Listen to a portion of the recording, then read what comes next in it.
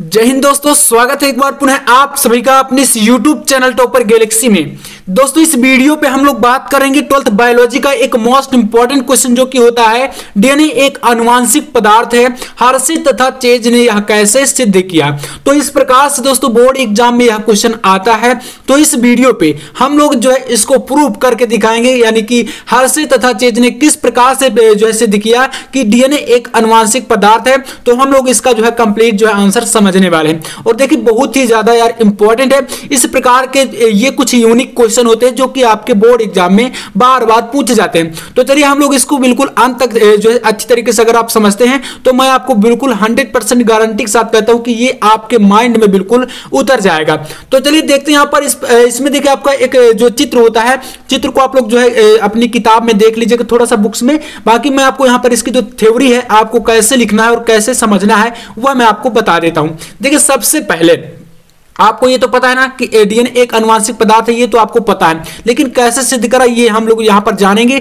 और इसमें आपको थोड़ा सा यहाँ पर पहले इसकी जो थ्योरी को समझना है। तो इसमें आप लोग लिखेंगे क्या, देखिए तो लिखेंगे कि इस प्रयोग के अनुसार, ठीक है, यही भाषा आपको लिखना है सेम। यार मैं बहुत सिंपल तरीके से आपको समझाने की कोशिश किया करता हूँ, ठीक है। तो इस प्रयोग के अनुसार हर्षे तथा चेज ने जीवाणु भोजी के ऊपर जो है प्रयोग किया था। सबसे पहले यहाँ पर क्या है, तो जीवाणु भोजी के ऊपर देखिए आपने एक जो है इसमें जो है प्रयोग किया। अब क्या किया यहाँ पर देखिए, जो ई कोलाई को प्रभावित करता है, किसको, ई कोलाई को, ठीक है, ये एक प्रकार से क्या है, जीवाणु भोजी। तो मतलब इसको प्रभावित करता है। ई कोलाई को दो विभिन्न संवर्धन माध्यम में संवर्धित किया, यानी कि इन्हें अलग अलग करके ये जो है इस प्रयोग को सिद्ध किए थे, ठीक है। तो ई कोलाई को यहाँ पर दो विभिन्न माध्यमों में यानी कि संवर्धन किया, यानी कि यहाँ पर दो माध्यमों में इनको दिखाया।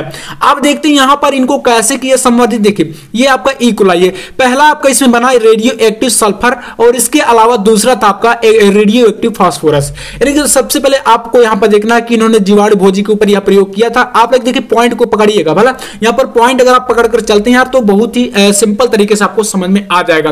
देखिए मेरी यार तो थोड़ा सा लैंग्वेज ऐसी ही रहती है, बाकी आप लोग मैनेज कर सकते हैं, है ना। देखिए यहां पर क्या हुआ, इन्होंने दो रेडियो एक्टिव सल्फर और रेडियो एक्टिव फास्फोरस में यहां पर संवर्धन किया जो जीवाणु भोजी का, जो ई कोलाई था। इसके बाद देखिए यहां पर जो आपका पहला माध्यम था, ठीक है, पहला जो आपका रेडियो एक्टिव सल्फर वाला था, इसको हम लोग यहां पर लेकर चलते। तो इसमें देखिए क्या हुआ, तो नंबर 1 आपको डाल के लिखना है कि जो रेडियो एक्टिव सल्फर था इसके साथ जब जो है इन्होंने हर्षे तथा चेज ने क्या किया, इसमें जो है अमीनो अम्ल को जो है मिलाया, तो यहां पर क्या निर्माण हुआ, तो दोस्तों इसमें बना प्रोटीन, ठीक है। तो यानी कि यहां पर बना एक प्रकार से प्रोटीन, जब इन्होंने जो आपका पहला एक संवर्धन माध्यम जो इन्होंने जो है इसमें किया था जो रेडियो एक्टिव सल्फर का था, तो इसमें निर्माण हुआ किसका, तो अमीनो अम्ल के साथ जो है मिलकर इसने जो है रेडियो एक्टिव सल्फर ने बनाया प्रोटीन, ठीक है। क्या बना, तो प्रोटीन का निर्माण हुआ। अब देखिए जब यहां पर अमीनो अम्ल के साथ इसने जो है प्रोटीन बनाया तो ये एक आपका प्रोटीन हो गया, ठीक है। इसके अलावा नंबर 2 आपका क्या है, तो रेडियो एक्टिव फास्फोरस है। अब देखिए जब आपका रेडियो एक्टिव फास्फोरस था तो देखिए इसने क्या किया, तो इसमें क्या हुआ, जब रेडियो एक्टिव फास्फोरस ने न्यूक्लियोटाइड से मिलाया गया इसको, ठीक है, तो इसने बनाया डीएनए।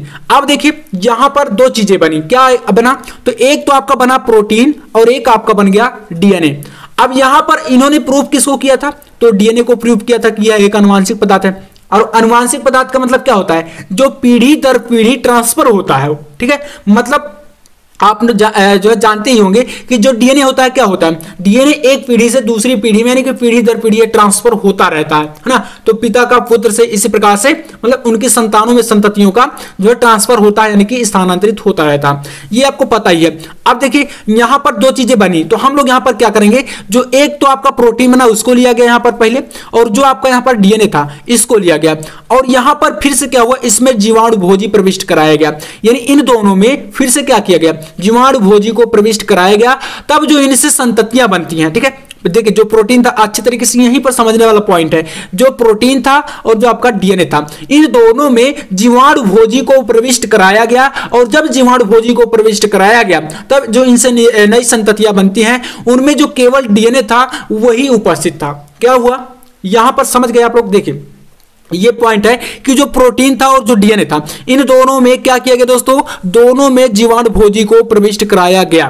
जब इन दोनों को इसमें प्रविष्ट कराया गया तो इसमें क्या हुआ, जो इससे नई संततियां बनी उनमें केवल डीएनए पाया गया, डीएनए उपस्थित रहा, प्रोटीन क्या हो गया, प्रोटीन आपका गायब हो गया, यानी आप समझ लीजिए प्रोटीन जो है हट गया।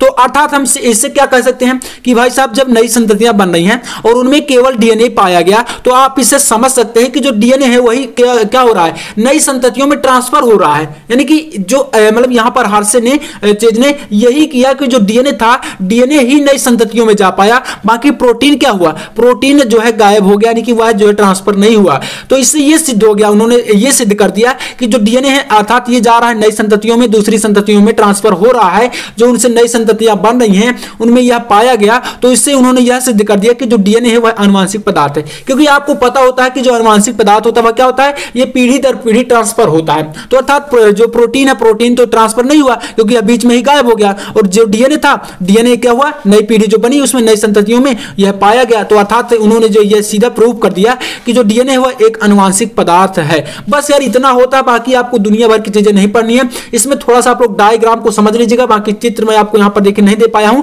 लेकिन आप इसको जो है बुक में देख लीजिएगा। बाकी आपका जो तरीका होगा वह सिर्फ यही होगा, ऐसे ही आपको बोर्ड परीक्षा में बिल्कुल छाप देना है। ठीक है, तो चलिए यार उम्मीद करूं कि आपको पसंद आया होगा, पसंद आया तो लाइक कर देना और चैनल पर ना तो सब्सक्राइब भी कर लेना ऐसे इंपॉर्टेंट वीडियो पाने के लिए। मैं आपसे मिलता हूं नेक्स्ट वीडियो में, तब तक के लिए जय हिंद, वंदे मातरम।